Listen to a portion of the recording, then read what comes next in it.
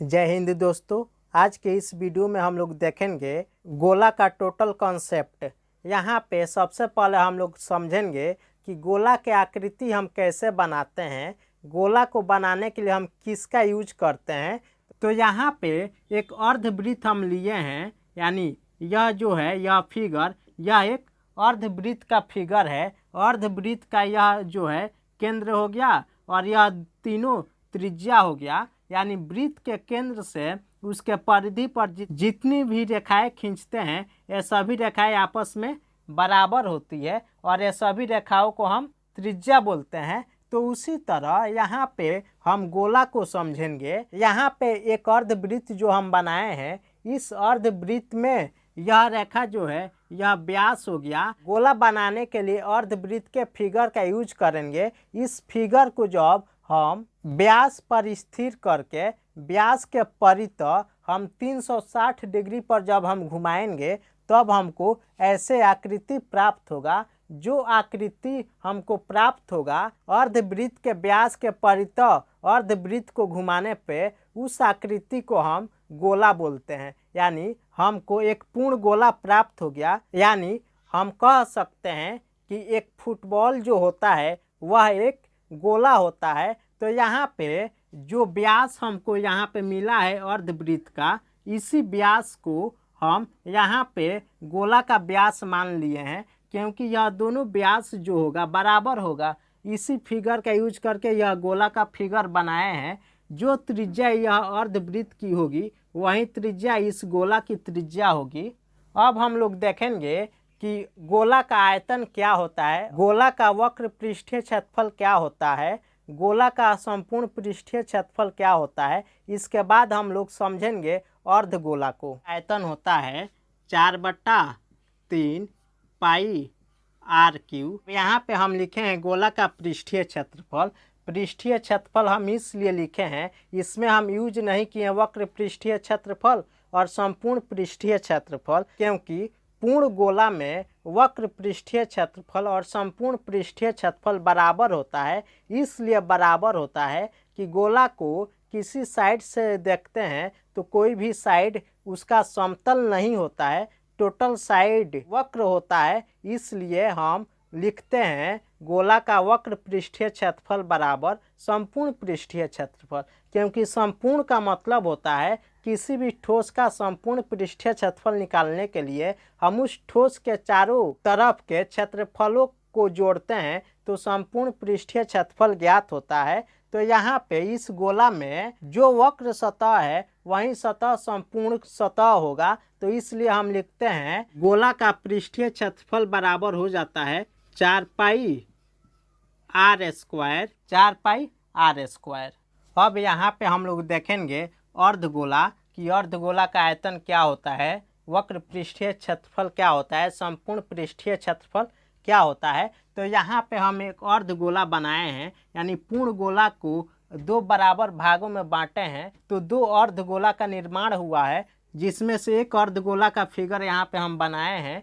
तो अर्धगोला का आयतन हो जाता है 2/3 pi r cube, 2/3 pi r cube, 2/3 pi r cube, क्योंकि पूर्ण गोला का आयतन होता है 4/3 पाई आर क्यू। 4/3 का हाफ करेंगे तो 2 से 4 दो बार में कटेगा, तो इसलिए 2/3 पाई आर क्यू हो जाता है। अब यहाँ पे अर्धगोला का वक्र पृष्ठीय क्षेत्रफल लिखना है। तो अर्धगोला का वक्र पृष्ठीय क्षेत्रफल होता है 2 पाई आर स्क्वायर, क्योंकि पूर्ण गोला को जब हम दो बराबर भागों में काटते हैं तो एक भाग का जो वक्र पृष्ठीय क्षेत्रफल होता है, यानी वक्र पृष्ठीय क्षेत्रफल यह हो जाएगा एक भाग का, यानी इसी भाग को हम वक्र पृष्ठीय क्षेत्रफल बोलेंगे।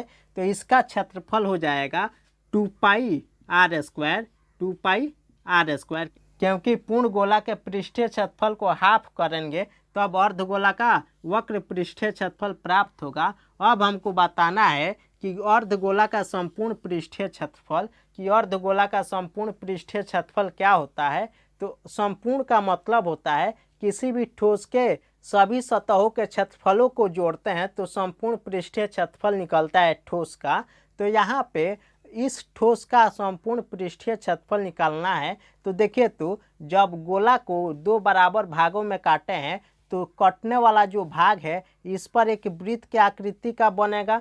तो इस वृत्त के आकृति के क्षेत्रफल में इस वक्र पृष्ठ के क्षेत्रफल को जोड़ेंगे, संपूर्ण पृष्ठीय क्षेत्रफल ज्ञात होगा। तो यहाँ पे हम लिख सकते हैं वृत्त का क्षेत्रफल यानी pi r square plus 2 pi r square, 2 pi r square यह वक्र पृष्ठीय क्षेत्रफल हो गया और पाई आर स्क्वायर यह वृत्त का क्षेत्रफल हो गया। तो यहाँ पे pi r square plus 2 pi r square हो जाएगा 3 पाई आर स्क्वायर। अर्धगोला का संपूर्ण पृष्ठीय क्षेत्रफल 3 पाई आर स्क्वायर होता है।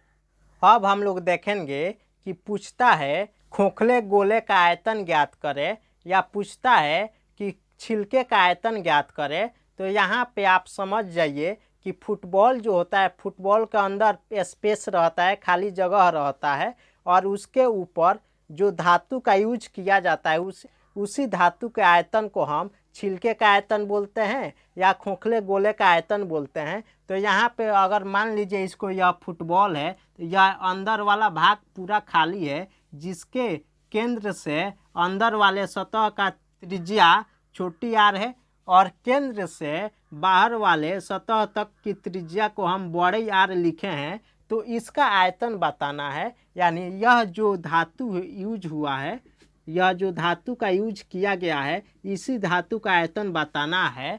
तो यहाँ पे बड़े त्रिज्या वाले आयतन में से छोटे त्रिज्या वाले आयतन को घटा देंगे तो इस धातु का आयतन हमको ज्ञात हो जाएगा। तो यहाँ पे हम बता सकते हैं कि खोखले गोले का आयतन होता है 4/3 पाई बड़ी आर का क्यू माइनस 4/3 पाई छोटी आर का क्यू। अब यहाँ पे 4/3 पाई 4/3 पाई दोनों में कॉमन है, तो 4/3 पाई को हम कॉमन करेंगे तो हम लिख देंगे बड़ा आर का क्यू माइनस छोटा आर का क्यू। खोखले गोले का आयतन होता है 4/3 pi r cube minus r Q.